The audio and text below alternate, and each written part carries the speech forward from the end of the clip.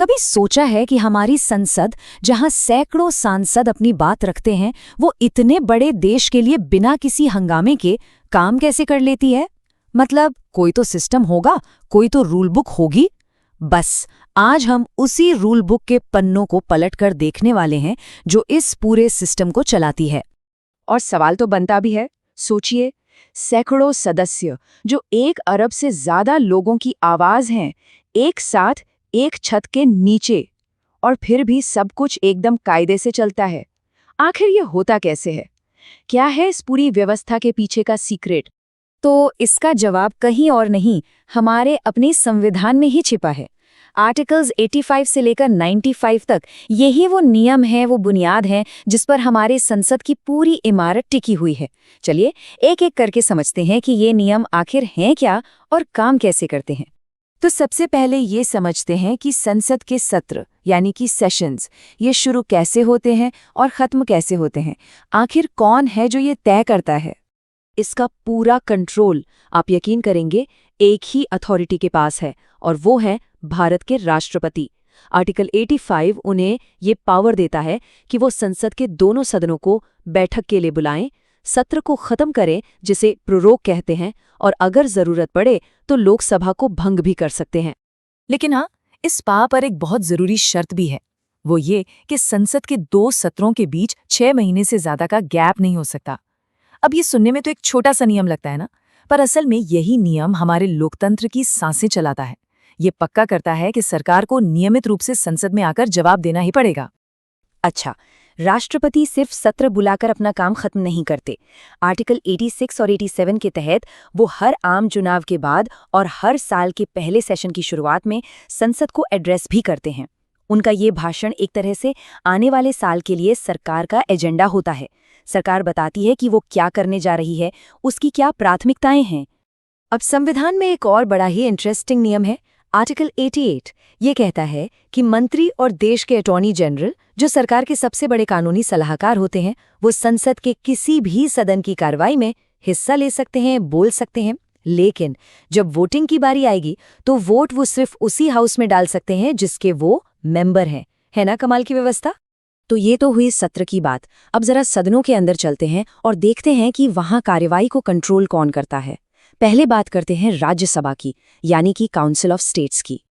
देखिए, राज्यसभा में जो चेयर पर बैठते हैं वो है चेयरमैन। और यहाँ एक खास बात है, जो भी भारत के वाइस प्रेसिडेंट बनते हैं वो ऑटोमेटिकली अपने पद के कारण राज्यसभा के चेयरमैन भी बन जाते हैं। इसी को कहते हैं एक्स ऑफिशियो चेयरमैन, मतलब एक पद मिला तो दूसरा साथ में फ्री। अच्छा, और अगर कभी डिप्टी चेयरमैन को हटाने की नौबत आ जाए तो क्या होता है? इसके लिए भी संविधान में साफ साफ प्रक्रिया दी गई है। राज्यसभा के तत्कालीन मेंबर्स की मेजॉरिटी से एक रेजोल्यूशन पास करना होता है। लेकिन ऐसा नहीं कि आज सोचा और कल हटा दिया। इसके लिए कम से कम 14 दिन का एडवांस नोटिस देना भी जरूरी है, ताकि पूरी प्रक्रिया पारदर्शी रहे। और यहाँ आर्टिकल 92 एक बहुत ही बुनियादी और जरूरी बात कहता है। ये नेचुरल जस्टिस का सिद्धांत है कि जब भी चेयरमैन या डिप्टी चेयरमैन को हटाने का प्रस्ताव विचाराधीन हो तो वो उस बैठक की अध्यक्षता नहीं कर सकते। जाहिर सी बात है, कोई अपने ही खिलाफ चल रहे केस में जज की कुर्सी पर कैसे बैठ सकता है? हाँ, उन्हें सदन में बोलने का, अपना पक्ष रखने का पूरा हक है, लेकिन वो उस वक्त प्रिजाइड नहीं कर सकते। चलिए अब राज्यसभा से निकलकर लोकसभा की तरफ चलते हैं, यानी हाउस ऑफ द पीपल में। यहाँ कार्यवाही के संचालक होते हैं स्पीकर और डिप्टी स्पीकर। यहाँ स्पीकर और डिप्टी स्पीकर के बीच इस्तीफे की प्रक्रिया भी बड़ी दिलचस्प है। आर्टिकल 94 के मुताबिक अगर स्पीकर को रिजाइन करना है तो वो अपना रेजिग्नेशन डिप्टी स्पीकर को सौंपते हैं, और अगर डिप्टी स्पीकर को रिजाइन करना हो तो वो स्पीकर को। ये एक दूसरे को जवाबदेह बनाता है। और अब एक सबसे ज्यादा चौंकाने वाली लेकिन बहुत ही जरूरी बात, जब लोकसभा भंग हो जाती है, मतलब चुनाव के बाद पुरानी लोकसभा खत्म हो जाती है, तब भी स्पीकर अपना पद नहीं छोड़ते। वो अपनी कुर्सी पर तब तक बने रहते हैं जब तक कि नई लोकसभा चुनकर नहीं आ जाती और उसकी पहले बैठक नहीं हो जाती। ये कंटिन्यूटी बनाए रखने के लिए एक बहुत ही जरूरी प्रावधान है।